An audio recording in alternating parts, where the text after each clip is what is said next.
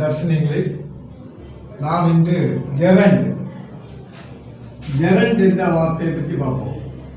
Gerund எப்படியெல்லாம் வருது, அது எங்கெங்கெல்லாம் பயன்படுத்துகிறோம். இந்த ஜெரண்டினுடைய உண்மையான தமிழ் பெயர் தொழிற்பெயர். தொழிற்பெயர்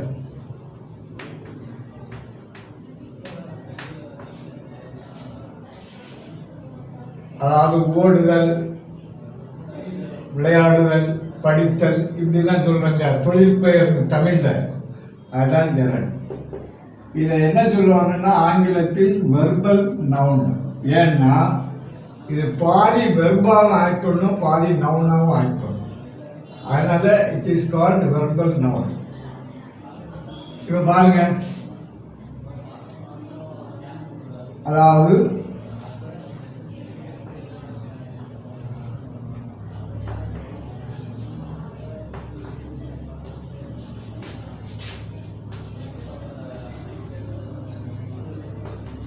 reading is a good habit. அதாவது ஜெரண்ட்னாலே என்னன்னா இன்ஃபார்ம் ஆஃப் த வெர்ப். வெர்பினுடைய இன்ஃபார்ம் யூஸ் பண்றது தான் ஜெரண்ட். இப்போ பிளேன்னா பிளேயிங், ரீடுன்னா ரீடிங், ரன்னுன்னா ரன்னிங், ஈட்டுன்னா ஈட்டிங். புரியுதா? அப்போ ஜெரண்ட்னா என்னது? ஜெரண்ட் ஒரு தொழிற்பெயர். இதுக்கு பேர் வெர்பல் நவுன். அது ing form of the verb. அந்த verb plus ing form. Read plus ing form reading. அப்போ ரீடுன்னா வாசி. இந்த ரீடிங் அர்த்தம் வாசித்தல் அல்லது வாசிப்பது, எது வேணாலும் எடுத்துக்கலாம். பொதுவாகவே ஓடுதல், விளையாடுதல் சொல்றதுனால இதை வாசித்தல் எடுக்கிறது நல்லது. ரீடிங் எது நம்மளுடைய சப்ஜெக்ட் எதுன்னு கேட்டிருக்கோம் இல்லையா? எது இந்த வார்த்தைக்கு பதிலளிக்க வேண்டும்னா reading is a good habit. வாசிப்பது ஒரு நல்ல பழக்கம். அதே மாதிரி பாருங்க, ரீடிங், பிளேயிங்,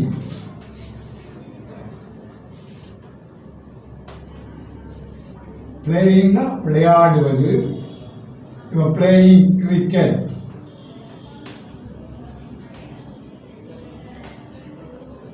கிரிக்கெட் விளையாடுவது இஸ் மை ஹாபி. சொல்றோமா? இது என்னுடைய பொழுதுபோக்கு.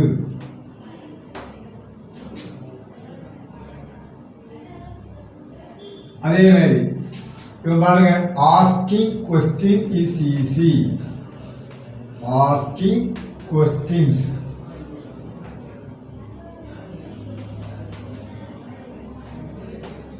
Asking question is easy. கேட்பது, கேள்வி கேட்பது எளிதாக இருக்கிறது. அதே மாதிரி இப்போ ஒரு பெரிய சென்டென்ஸ் பார்ப்போம். இப்போ fishing. Fishing is an important bookல இருக்கும், எக்கனாமிக்ஸ் புக்ல. எக்கனாமிக்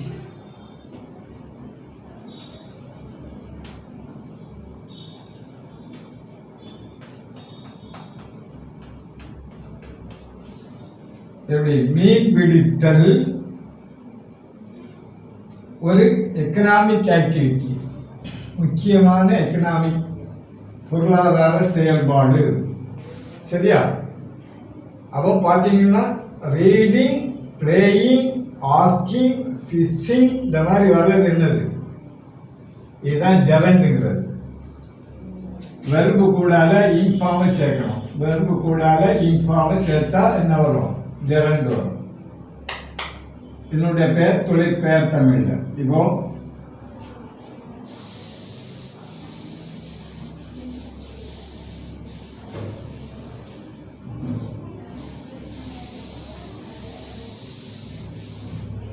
இப்போ நீங்க பார்க்கும்போது இப்ப பார்த்தோம் இல்லையா,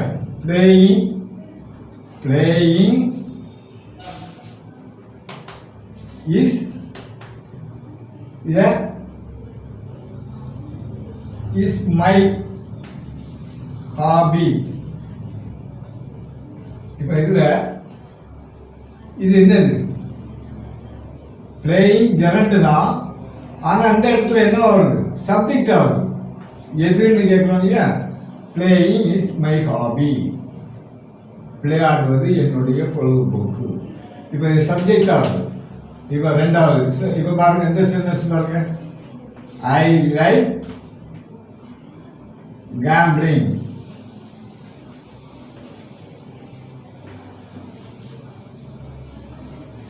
இப்போ இங்க என்னவா வருது?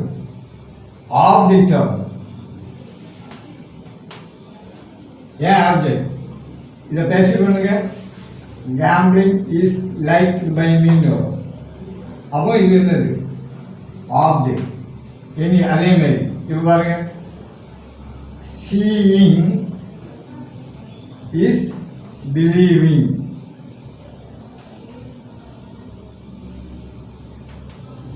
இப்போ பிலீவிங்னா நம்புதல், சீயிங்னா பார்த்தல்.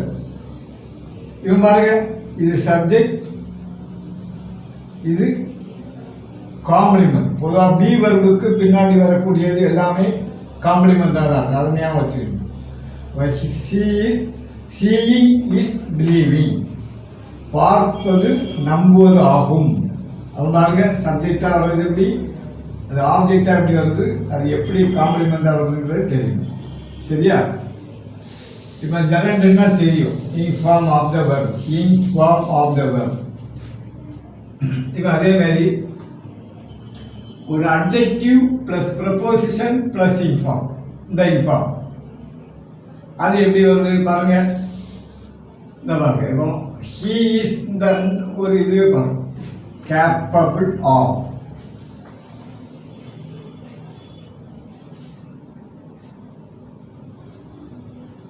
ஹீ இப்போ இதை வச்சு பாருங்க. He is capable of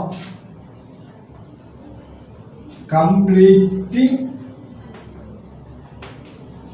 this project. அர்த்தம் என்ன? அவன் என்ன செய்யறான்? அவனுக்கு என்ன கெப்பாசிட்டி இருக்குது? Capable of completing this work. இது இன்ஃபார்ம். இந்த ப்ராஜெக்டை கம்ப்ளீட் பண்ணக்கூடிய, முடிப்பதற்கான திறமை உள்ளவனாக அவன் இருக்கிறான். அதே மாதிரி he is responsible for breaking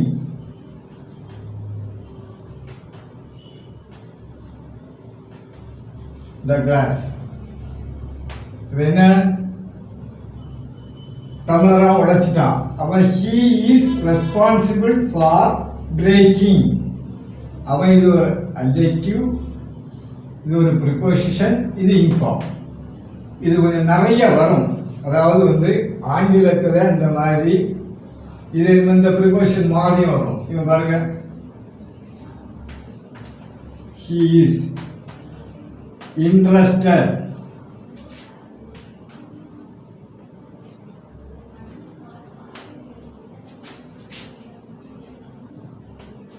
He is interested in reading books. அவன் நல்லா பாருங்க, he is interested here. அவன் புத்தகம் வாசிப்பதில் ஆர்வம் உள்ளவனாக இருக்கிறான். அப்ப என்ன? அட்ஜெக்டிவ், இது ஒரு ப்ரொபஷன், இது இன்ஃபார்ம். இப்படி கொஞ்சம் நிறைய வெர்பு வரும். நிறைய வெர்புல எப்படியும் ஒரு 100க்கு மேலே இருக்கும். நான் பிடிஎஃப்லேயும் கொடுத்துருக்கேன். நீங்கள் என்னென்னா இது ஓரளவு படிக்கிறது நல்லது. சரியா? she is fond of playing cricket. he is confident of winning the election. அவன் எலெக்ஷனில் வெற்றி பெறுவதற்கு எப்படி நம்பிக்கை உள்ளவனாக இருக்கிறான். இந்த மாதிரி வரும். இது அவன் அட்ஜெக்டிவ் ப்ளஸ் ப்ரிப்போசன் இப்படி வரும்போது ப்ளஸ் இன்ஃபார்ம் தான் வரும். இது நல்லா பார்த்து. இது அட்ஜெக்டிவ், இது ப்ரிப்போசிஷன், இது இன்ஃபார்ம் ஜெரண்ட். சரியா? அதே மாதிரி நல்லா பார்த்துடுங்க. இந்த பாருங்க, இந்த வார்த்தைகளை பாருங்க. பொதுவாகவே ஃப்ரம் ப்ரொபோசிஷன் அந்த இன்ஃபார்முக்கு முன்னாடி வரும்.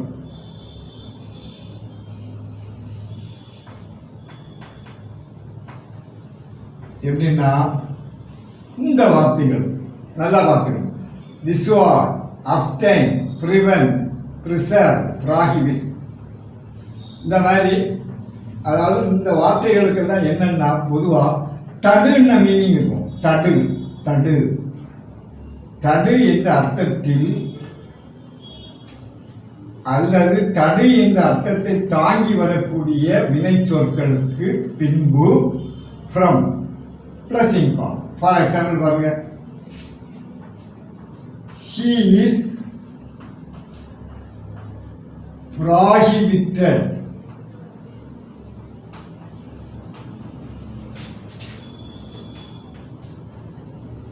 from smoking.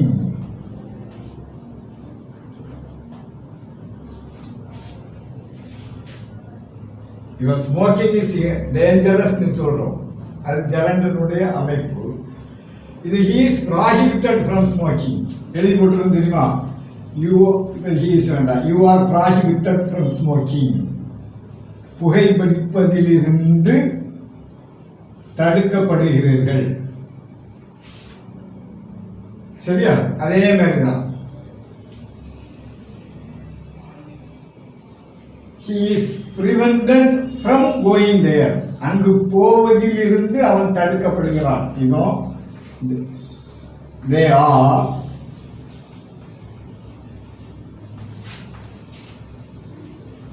prevented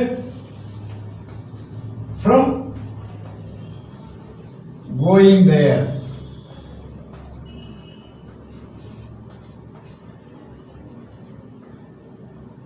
இது நிறைய இடங்கள் எழுதி போட்டுப்பாங்க.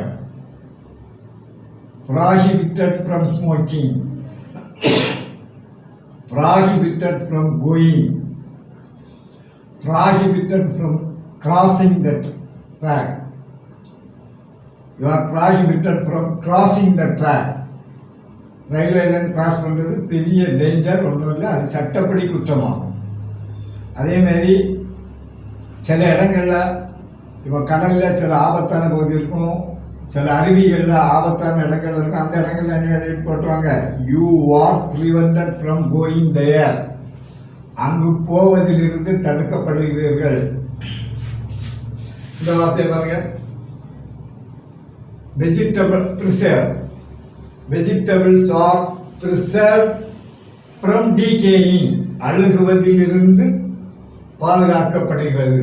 ஸோ இந்த ஃப்ரம்ங்கிறது தடுன்ற மீனிங்கில் வரும். ஃப்ரம் வருதா? Ing form, from, prohibit, prevent. இது நம்ம டெய்லி யூசேஜுக்கு வரக்கூடிய வார்த்தைகள். சரியா? அதே மாதிரி பாருங்க,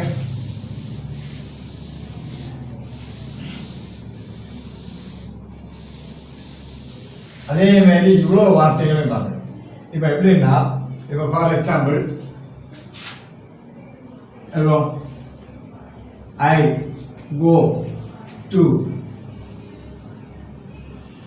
market in a school. வச்சுக்கிடுவோங்க, I go to school. எதுக்கு? to study. நான் படிப்பதற்கு பள்ளிக்கு செல்கிறேன். ஆனால் இந்த கோங்கிற வார்த்தைக்கு பதிலாக இவ்வளவு வார்த்தைகளும் வரும் பட்சத்தில் பாருங்க, ஐ அவாய்ட் டு கோ தேர். இப்படி ஒரு சென்டென்ஸ் வந்தால் பாருங்க, go to school to study, இது கரெக்ட். ஆனால் ஐ அவாய்ட் டு கோ தேர்னு சொல்லும்போது இந்த வார்த்தை வந்தால்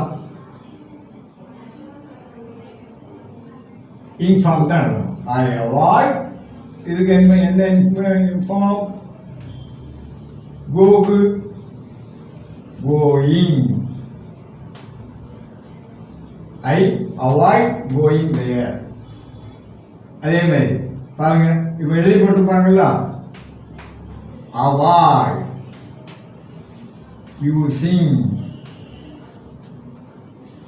toilets when the train is on the platform. When the train is on the pier. இது ரயில்வே ஸ்டேஷனில் சில கோச்சில் எழுதி போட்டுப்பாங்க. அதே மாதிரி வெளியே பப்ளிக் பிளேஸ்ல இருந்து எழுதி போட்டுப்பாங்க, அவாய்ட் ஸ்மோக்கிங். ஸ்மோக் இல்லை, அவாய்ட் ஸ்மோக்கிங். சரியா? இந்த பாருங்க, இந்த ஸ்டார்ட் இவன் ஸ்கூலில் டீச்சர் சொல்லுவாங்க ஸ்டாப் ரைட்டிங். அப்போ ஸ்டாப் டு ரைட் இல்லை,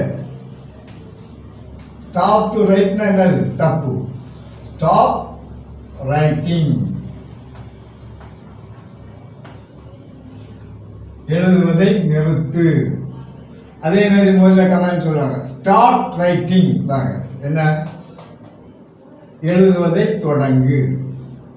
அதே மாதிரி சில கடைகளில் ஆராடி போட்டுருவாங்க, we don't keep the customer waiting. அதே மாதிரி I enjoy swimming. I enjoy to swim இல்லை, I enjoy swimming. அதே மாதிரி இப்போ கேட்குறோம், ஒரு வாட்டை கேட்குறோம், finish, have you finished reading my book? என் புக்கை படிப்பதை நிறுத்திட்டியா, முடிச்சிட்டியா? Have you finish. அதே மாதிரி பாருங்க, ஐ லவ் சைக்கிளிங். அதே மாதிரி I like going by bus. To go by bus இல்லை, I like going by bus. I like going by train சொல்லாமா? அதே மாதிரி தான். அதே மாதிரி இப்போ இது எடுத்து பாருங்க, மைண்டுங்கிற வார்த்தையை பாருங்க. would you mind opening this, would you mind moving a little bit? அந்த மூவிங் ஓப்பனிங் அதெல்லாம் சில மாதிரி வரும், ஜரண்டு. சரியா? இது மேக்சிமம் இந்த வார்த்தைகள் அவ்வளோவுமே நம்ம யூஸ் பண்ணுறது தான். இதை படிங்க. Avoid, stop, start, mind, love, like, ஃபினிஷ்ங்கிற வார்த்தை நிறையா இது வரும். இதுக்கு நான் பிடிஎஃப்ல கொஞ்சம் சென்டென்சஸ் கொடுத்துருக்கேன், அதை படிச்சுருக்கேன். இப்போ புரிஞ்சுருக்கீங்களா எப்படி இன்ஃபார்ம் வருதுங்கிறது? அதே மாதிரி பாருங்க, இந்த கிவ் அப் இருக்கு இல்லையா, give up. I have given up smoking. நான் புகைப்பிடிப்பதை விட்டு விட்டேன். கிவ் அப்னா மீனிங் என்ன? விட்டு விடு. அதே மாதிரி my father has given up drinking alcohol. மது குடிப்பதை என்னுடைய அப்பா விட்டு விட்டார். அதே மாதிரி look forward to. I look forward to. நல்லா பார்க்கணும். இந்த லுக் ஃபார்வர்ட்னா எதிர்பார்க்கிறேன் மீனிங். அப்போ I look forward to passing IAS.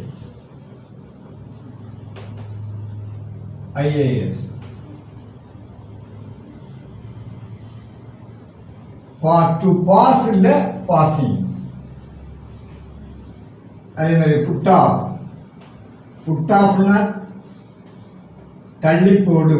I put off to go there. Going there, அங்கே போவதை நான் தள்ளி போடுகிறேன். ஸோ இது இந்த மாதிரிப்பட்ட நம்ம கொஞ்சம் இம்பார்ட்டன்ட் பிரேசல் வர்புக்கு வரும் இந்த இன்ஃபார்ம். அதையும் கவனிக்கணும். சரியா? அதுக்கு பிறகு இந்த கடைசியில் நான் கொடுத்துருக்க வருவெல்லாம் பாருங்க, இந்த வருவெல்லாம் பாருங்க, சி ஹியர் ஸ்மெல். இது எப்படின்னா இந்த ஃபார்மேஷன் ஒரு subject verb noun or pronoun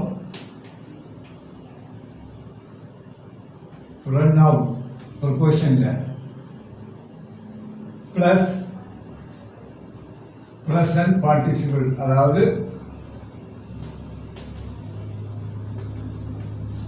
இதை ஜெரண்டுன்னே சொல்லலாம். இப்படி ஒரு கன்ஸ்ட்ரக்ஷன். அதாவது subject verb noun or pronoun plus ing form. ஆக்சுவலாக அதனுடைய பேர் ப்ரெசன்ட் பார்ட்டிசிபிள். நம்ம பார்ட்டிசிபிள் படிக்கும்போது நான் அதை டீட்டெயிலாக சொல்கிறேன். இப்போ பாருங்க,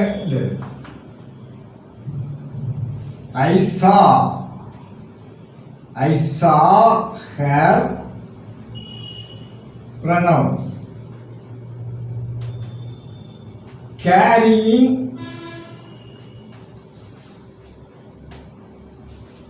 her child.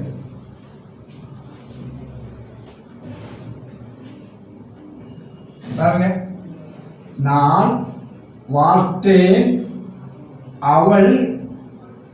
அவளுடைய குழந்தையை தூக்கி வருவதை பார்த்தேன். கேரிங்னா என்ன? தூக்கி வருவதை.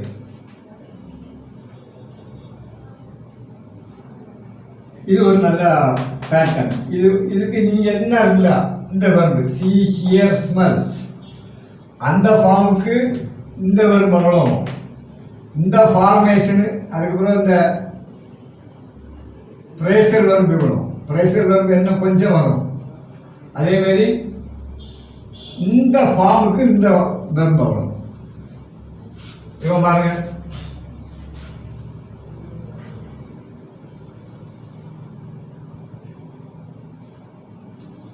ஐ ஸ்மெல் வார்த்தை பாருங்க. ஐ ஸ்மெல் நல்லா வரணும். I smell something.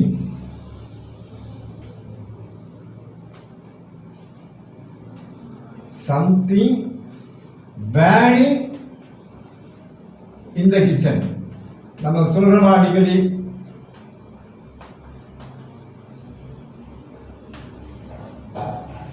Subject verb ஏதாவது noun or pronoun ing form burning in the kitchen. கிச்சனில் ஏதோ எரிவதை நான் ஸ்மெல் பண்றேன். சரியா? இது ஒரு ஃபார்ம். இதே மாதிரி இன்னொரு அர்த்தம் பாருங்க. எல்லாமே ஐஐ தான். இன்னொரு ஃபார்ம் மை மதர். எல்லாமே ஐங்கிறது தான் உங்களுக்கு போர் அடிக்கும். My mother found our servant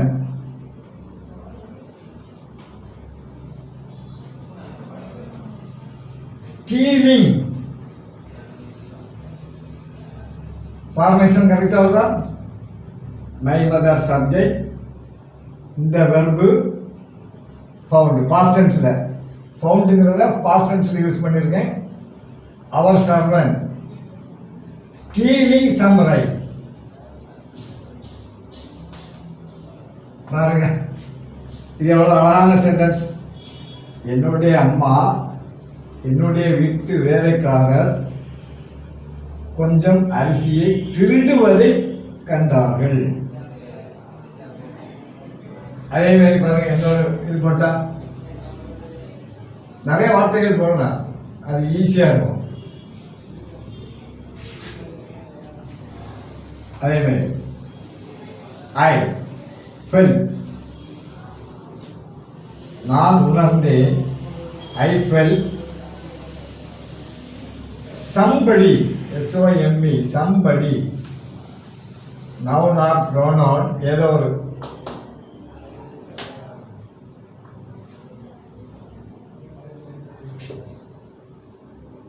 touching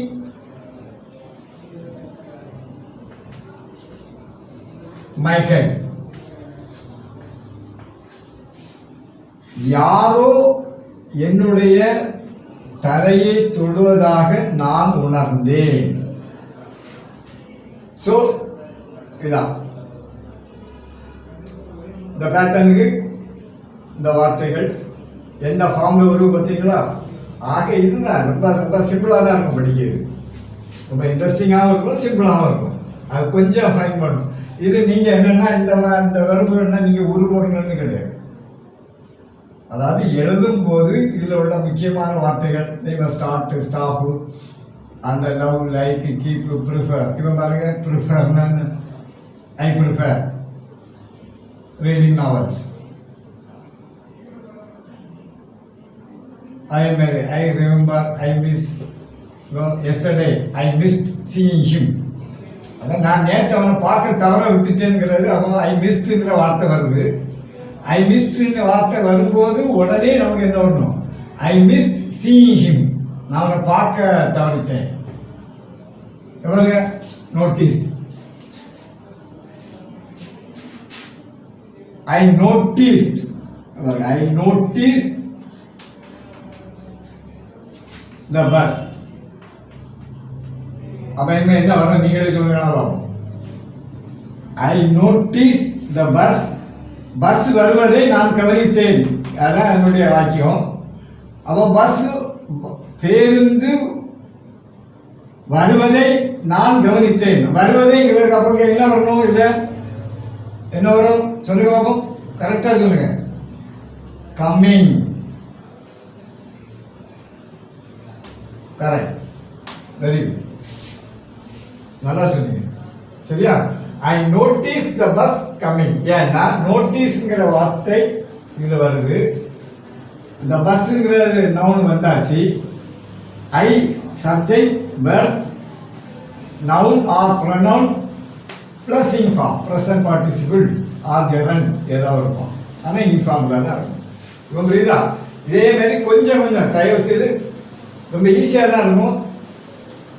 கொஞ்சம் கொஞ்சம் கொஞ்சம் உங்களுக்கு பிடித்தது தெரிந்தது, அதான் முக்கியம். பிடித்தது தெரிந்ததை எழுதி பாருங்கள். ஓகே, அடுத்த கிளாஸில் நம்ம பார்ட்டிசிபிள் பார்ப்போம்.